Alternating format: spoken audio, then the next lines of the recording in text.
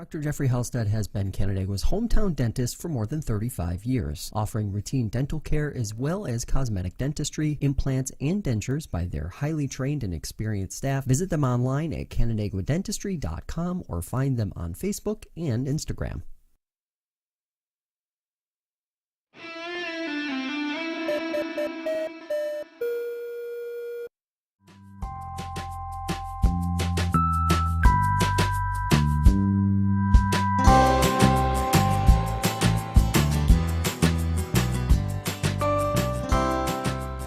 Welcome to FLX Weekly here on Wednesday, December 27th, 2023. I'm Jim Senecropi inside the FingerLakes1.com studios here in Seneca Falls, New York. I hope you had a great Christmas. Happy New Year.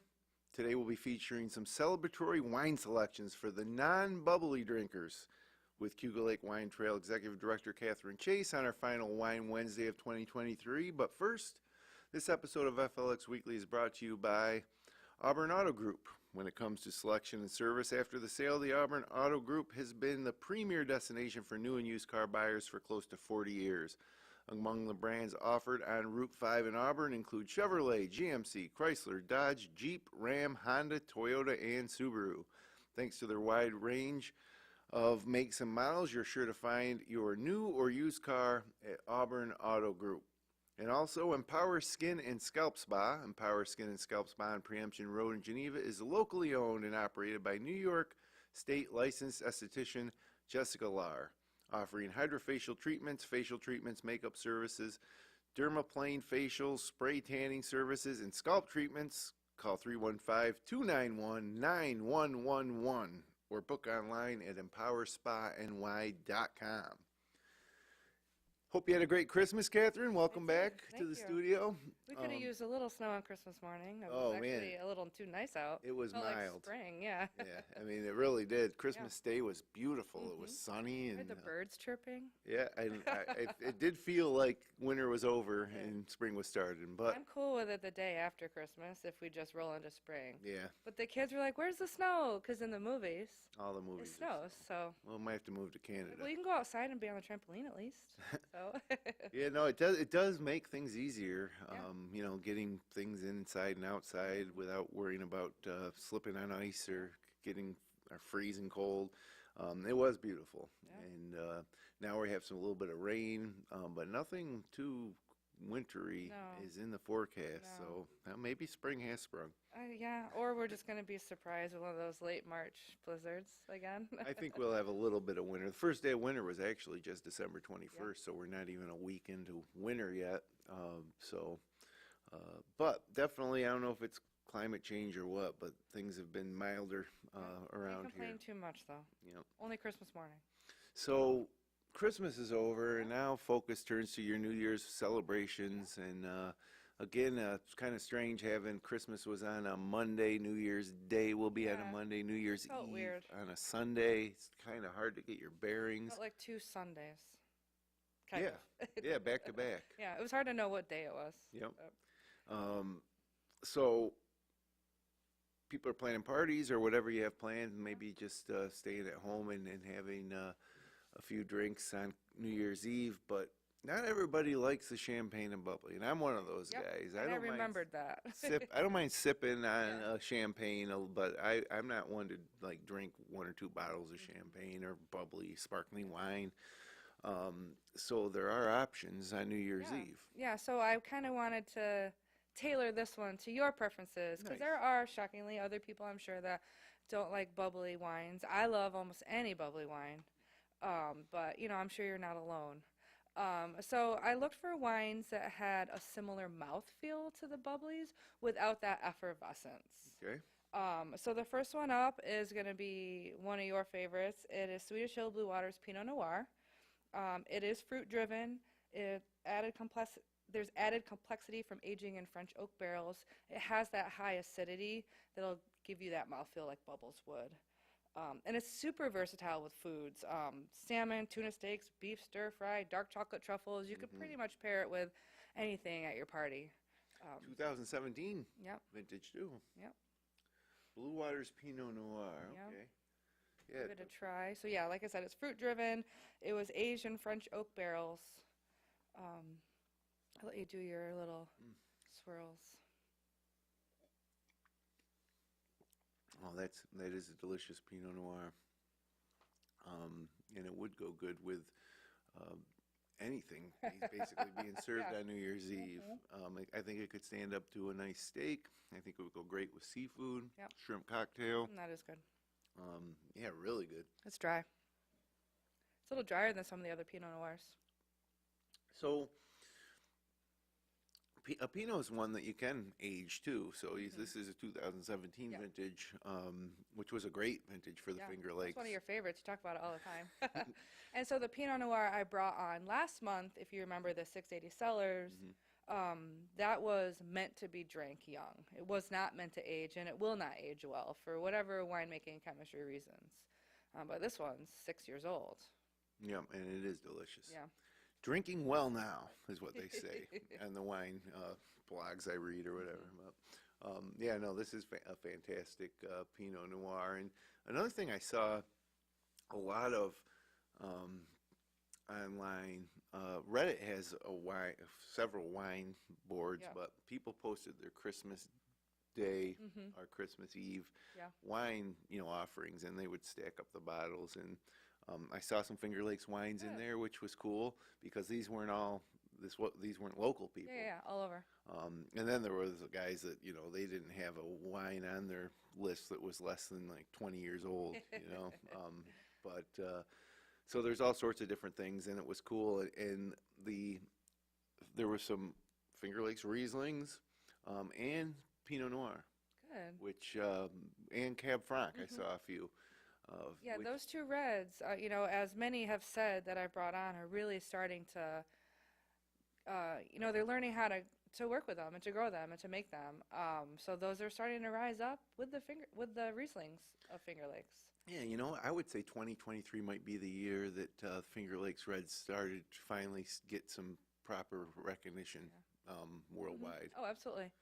So In 2018, 6 Mile Creek Vineyard, we just had their winemaker Paul on. They won the Governor's Cup for their 2017 Cab Franc, which is huge. To have the best wine of all the wines submitted be a red wine. Right. So that kind of helps to get the foot in the door that we don't do just Rieslings. We can do reds too. It just took a little while to get the feel for things because they're a little trickier. But yeah. wow, this is a great wine. That's the Swedish Hill Blue Water Pinot Noir. Yep. Delicious. Good job, Swedish Hill. Yep. And Blue Waters is a line of wines that they have. They have vineyards called Blue Water, so I think they're single vineyard wines versus a lot of the other wines may be multiple vineyards of the same grape. Yep. So my second one is Hosmer's Sauvignon Blanc. This is also high acid, so that gives it that similar mouthfeel to Bubbles. It's citrusy with a nose of Meyer lemon with lime on the palate. It finishes with soft tropicals and notes of jasmines. It's relatively versatile. You compare it with seafood, chicken, sushi, vegetables, herbaceous dishes, citrus desserts, lemon bars, sorbet, fruit tarts, coconut macaroons. Not a steak, not a prime rib or anything like that, but it's still a good celebratory wine. And Yeah, I'm a Sauvignon Blanc fan myself. There's not very many made. No, I've started to there's a while like the only white wine that I would really drink might be a Riesling, but I've started to with certain foods, especially certain seafoods, to have at least a bottle of white with dinner, and it really does pair well. Absolutely. With- And it changes the flavor profile of both. Yes, absolutely. And splash it in your dish too while you're at it, of course. I do cook with white wine a lot. I do, especially sauteing something or building a sauce. I tend to use white wine more than red, I think, for that purpose. But let's taste this. I'll use red if it's a Sauvignon Blanc. beef stew, braised beef. Sure, right. We splashed some in meatballs this weekend, just for a little added complexity. But white wine is more versatile to cook with. Yeah, Sip, pour, sip. vegetables. If you're sauteing vegetables, a splash of white wine can kick it up a notch. If you're making like a white sauce, a little cream sauce, white wine will do the job. Anything with chicken broth, you can substitute like half a cup of the broth with wine too. It really does change that profile of flavors. Get little hints of a little lemongrass, a little peach on the nose. It's incredibly citrusy. I think it was an Australian Sauvignon Blanc, and it is really sweet. Their climates are different. So our cooler climate Sauvignon Blancs aren't quite as sweet, but they're still fruit-driven, fruit-forward, like a Riesling would be. Yeah, berries. I get some notes of berries. Yeah, I like Sauvignon Blanc. There's only two, maybe three wineries on Cayuga Lake that make it. This is extremely dry, but with a bit of sweetness that doesn't come. I feel like it doesn't come from sugar. No, it's just the flavor of the grape. Yeah, Good job. it's interesting. Yeah, it's a good celebratory wine. Yeah, so you do throw this in your glass on New Year's, and people will think it was just maybe they won't even notice you're not drinking a sparkling. Right. Now I know my wife and a lot of her friends, they can like down prosecco, bottle after bottle. I don't know how they do it. I can't handle the sparkling wines too much, other than just to, like I say, have a taste. Yeah. I love the sparkling wines. Give me a headache. Yep. But not you. Yeah, you don't think about the headache until the next day. I try to drink water too with it, but I'm not drinking bottle after bottle. But I especially love rosé bubblies. This is great. This would Yeah. go great I can with still feel the swordfish, acid. Yeah. salmon, like a shrimp scampi. Yeah, this is excellent. It'd be good with chicken French too, I bet. Yes, chicken French or chicken Marsala. Yep. Yeah, this is great. So Now I'm hungry, so.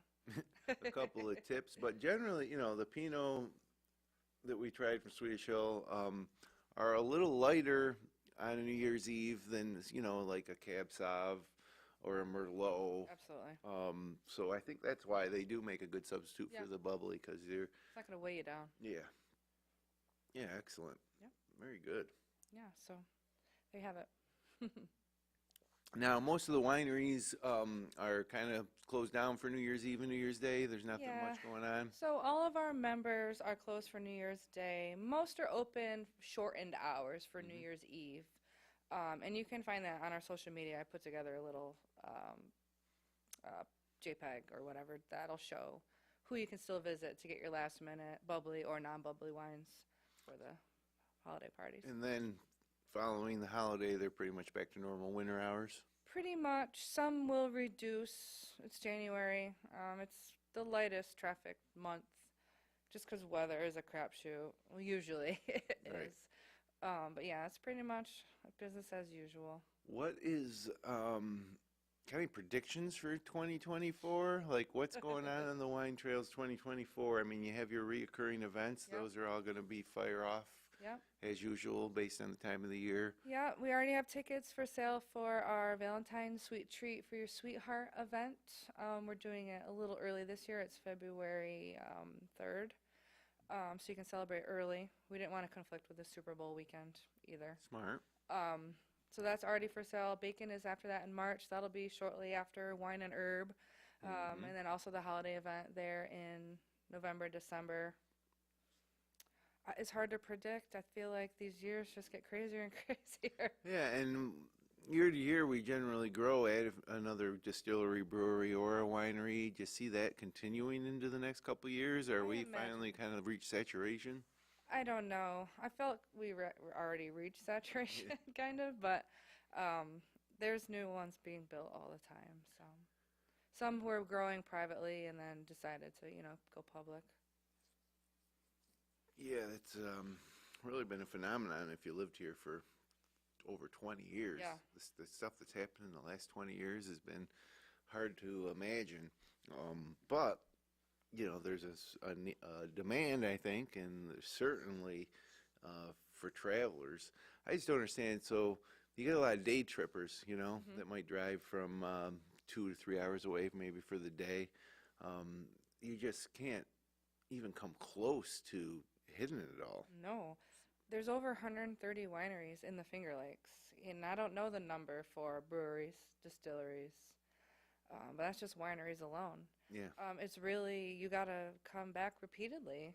Even if you come and stay for a weekend, like a long weekend, not let's say you enough. stay for a 3-day weekend, it's tough. And so you might say, okay, I'm going to do Cayuga Wine Trail, Seneca Wine Trail, Cayuga Wine Trail, each day. You're only going to see 10% each day. So it is something that I suppose that you can, especially if you live regionally in the Northeast and you can get here by car quickly enough, is something you would be returning often. And then it's also fun to different seasons. Yeah, You know, absolutely. fall at the wineries is just amazing, but so is spring. Yeah. And summer, you get to enjoy everything that they have to offer in terms of outdoor amenities. Yeah. But winter is still great too, because you may have the winemaker or the owner serving you your tasting or flight, which is, how cool is that? Yeah, and I have You know? talked to people who have come up in the winter to the Finger Lakes. They've driven up from Pennsylvania, for example, and they purposely did that because they wanted to be able to enjoy everything at a little more relaxed pace and you know, not be The overwhelmed hustle and bustle with of people. summer. Yeah. Yeah. So it's all great stuff. Amazing what the wine industry's done around here. Cayuga Lake Wine Trail, America's oldest wine trail. Yep. It's really something. So Sure is. appreciate you another year None of us are stopping either. another year of our Wine Wednesdays are in the book here. And it's always a treat, something I look forward to. And I feel like my wine journey over the past, how many years now? 3? Because I was doing it during COVID, and I started before that. Before so COVID. It was 3 well before COVID, though. 3.5 years. 5 years? maybe 5 4? years? I don't know. Either way, lots of Wine Wednesdays. A lot of Wednesday morning drinking. Yeah. Well, it used to be at 1. That made it a little easier, but Oh, man. So yeah, it's a good time of year to reflect on all the great things going on in our region, and I think my take on 2023 is, and it kind of happened over the past 5 years, where Finger Lakes wines as a whole have really elevated their standing in the world of wine, and I just feel like this year was just another year of progressing. And I think there's so much talent here in terms of the winemakers and the growers. And, remember, this year started off with that hard frost. Yeah. But by harvest, it seemed like most everybody was doing okay. And it's going to be another good vintage. absolutely. The viticulture students will go to other regions, but now we're starting to be that other region. Where they come from, California, to start training here, which has been really helpful to that evolution of winemaking, I think, that we're attracting winemakers from all over. And that gives them that freedom to experiment. Look what Phil's doing at Montezuma. He's originally from Pennsylvania, Yeah. but still, he's got creative freedom to really try new stuff. Yeah, and that's same fun. with Nap. That's exciting. Nap, right? You're right with Nap. 680 Cellars does a lot of that. And it's and when you learn more about it, in everything from the grapes on the vine to the vessels they're aged in, to the way matters. the things are blended, it's fun and interesting. So if you love wine, boy, good place to live here. Yep. Right in the Finger Lakes. And a lot of the winemaker stories start out that they came here for school for something entirely different. Yeah. And then they just got a part-time job in a tasting room, and now they're a winemaker. And I love hearing those stories. Julia from Hosmer, that winemaker, I think that's her story as well. But it takes a hold of a lot of them. They find their true passion, which is great. Yep, no doubt. Well, we talked about the warmer weather for Christmas. How's it going to look as we turn the calendar from 23 to 24? Well, this weekend, starting on Friday, a 40% chance of showers. Cloudy with a high near 43, a little windy out of the west at 8 to 10 miles per hour. Saturday, Mostly cloudy with a high near 38, so still not going to see any snow. Winds will be shift out of the northwest, though, at 11 to 14. And then the last day of the year, Sunday, New Year's Eve, mostly cloudy with a high near 38.